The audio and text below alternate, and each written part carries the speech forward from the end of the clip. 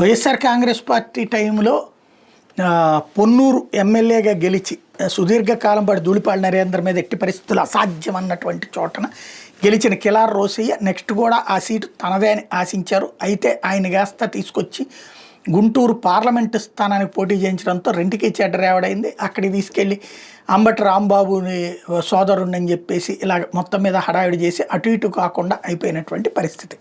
ఫైనల్గా చిట్ట చివరిలో గందరగోళాల కారణంగానే ఓటమి పాలైనటువంటిది కిలార్ రోసయ్య.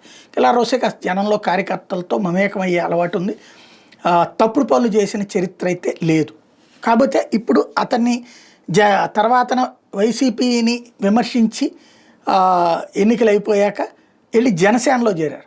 జనసేనలో చేరిన వైసీపీ నాయకులు అతి కొద్ది మందిలో తను కూడా ఒకడు. సామినేని ఉదయభాను, బాలేని, తర్వాతన చందు సాంబశివరావు, అట్లాగే ఈయన కిలార్ రోసయ్య. ఇప్పుడు కిలార్ రోసయ్య జనసేనలో ఉన్నా సరే వదిలిపెట్టే ఉద్దేశం లేదన్నది ప్రభుత్వం చేస్తుంది, లేదా ధూళిపాళ నరేంద్ర చేస్తున్నారు. తాజా కిలార్ రోసయ్యకి సిఐడి నోటీసులు ఇచ్చింది. రేషన్ మాఫియా చేతిలో బర్నబాసు హత్యకు గురైనటువంటి కేసులో విచారణకు రమ్మనమని పిలుపునివ్వడం అంటే ఎక్కడున్నా వదిలిపెట్టం అన్నటువంటి కాన్సెప్ట్ని ముందుకు తీసుకొస్తున్నారు.